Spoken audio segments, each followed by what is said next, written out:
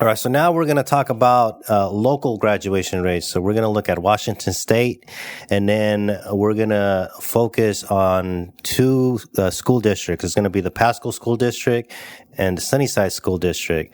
And partly because we're from the Tri-City area, Pasco being in the Tri-City area, and we're choosing Pasco because it's got the highest concentration of Hispanics, and Sunnyside's got a highest concentration of Hispanics as well. And I'm from Sunnyside, and I graduated from Sunnyside, and I got a special story from Sunnyside that I want to share with everybody, and I think everyone's going to like it.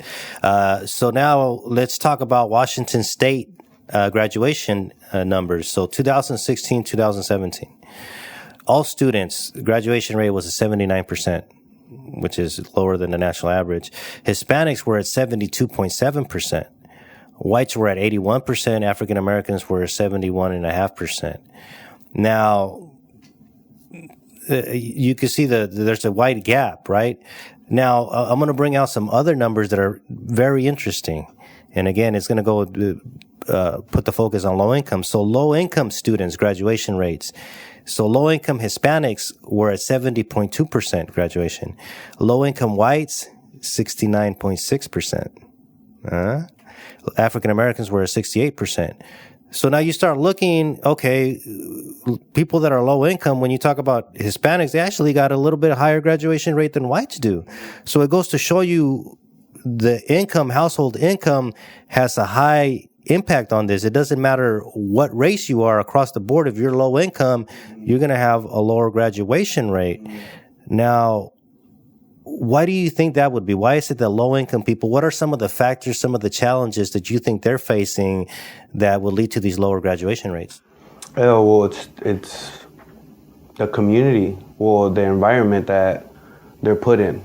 I mean, being low income, you're kind of living in an environment where it's more gangs are around, drugs are around, there's other things going on around you that, especially like for example, if a student only has 2 pairs of pants and 3 shirts, goes to school and he sees other students wearing new stuff every day, it kind of hits them, makes them feel insecure. It almost makes them feel like, what am I even doing here?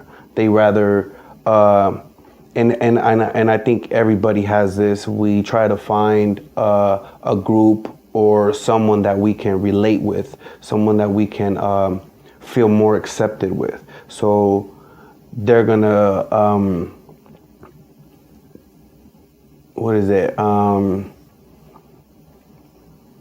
gradually, I want to use the word migrate, I guess, with the people that they feel understands them the most. Like I won't be able to hang around with a bunch of prep rich kids if I come from a ghetto neighborhood and I don't wear what they wear, or I don't go to I don't have 3 vacations out of the year. I don't go to Cabo. I don't go to Hawaii and stuff like that. How can we relate? What are we really going to talk about? Am I going to talk about my broken down TV and you're going to be talking about the new shoes you got? So I think, it doesn't matter what race you are. And when it comes to that, because you see it, and again, you're going to go with the people you feel more comfortable with. I think that's a good point, and I think that's something that people might not think about is self-esteem. You got self-esteem. That's a big thing. On top of some of the things that you talk. On top of you being in a poor neighborhood, you're gonna face drugs. You're gonna face gangs. You're gonna face violence. You're gonna face crimes. So you got all these other factors, challenges that you're facing. And the teachers know this. They said it themselves. They know, he comes from a ghetto place. His chances of being successful are really low. So I'm not even going to pay so much attention to him. Right. And it should not be like that. And that's why we want to bring focus to that, so that we can put an end to that type of discrimination. Now we're going to look into Pasco demographics, right? 2017, the city of Pasco, 55.1% Hispanic. 38.6% white only, 2.4% African American, and we're talking about a city of 73,000 people. Now, let's get into the numbers of Pasco High School, 2016-2017 school year. There's only 280 white students compared to 847 Hispanic students and 25 African American students. Now, graduation rates for whites, 81.4%. Hispanics, 72.6%. African Americans is 64%. So again, you have that wide gap between both Hispanics, African Americans, and whites. Now, we're going to move into Sunnyside.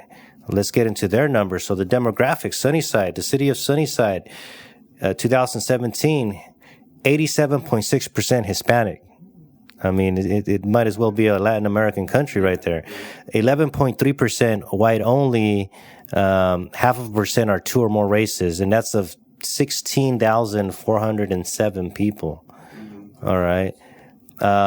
And the reason why I put 0.5% are two or more races is, as you can see, 87% Hispanic, 11.3% white alone. So there's not much interracial mixing. I know that's something that people like to bring up, and it seems like we're having that going on a lot more, interracial couples, interracial marriages, children. But when we look at these numbers, especially we're looking at the Valley, that doesn't seem to be the case. Just wanted to bring that up. Now, Sunnyside High School graduation rates, 2016-2017. Sunnyside High School is comprised of 422 Hispanic students, 38 whites, 1 black. Now, the graduation rates for whites, 97.4%. That's pretty high. For Hispanics, 89%. And for African Americans, 100%. So the one African American student that was there graduated. So that's a big difference. It's a 91% total for the school of Sunnyside. Do we have information that says whether these teachers, what their ethnicity is?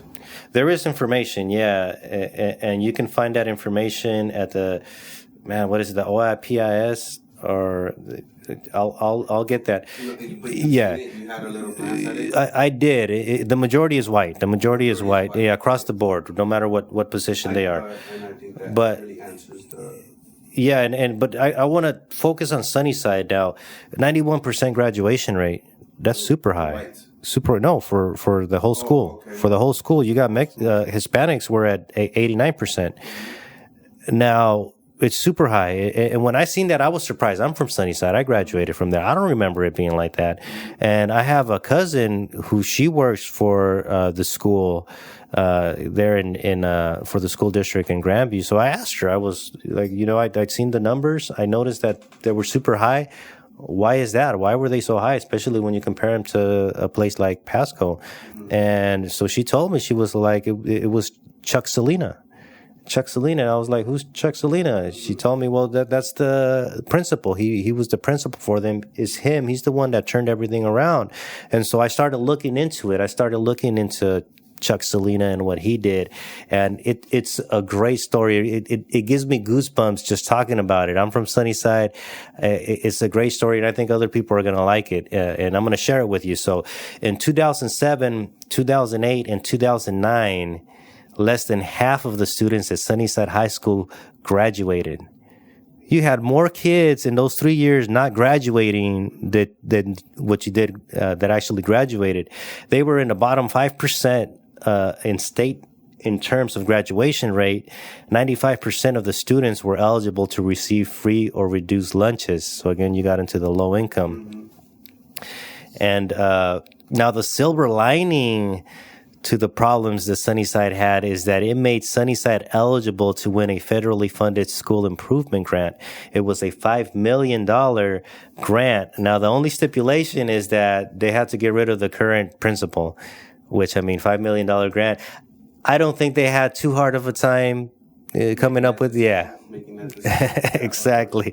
So they ended up getting rid of that principal, and then comes Chuck Salina. Now, Chuck Salina, he was the principal from 2010 to 2012, and he was a central office transformation facilitator from 2012 to 2013.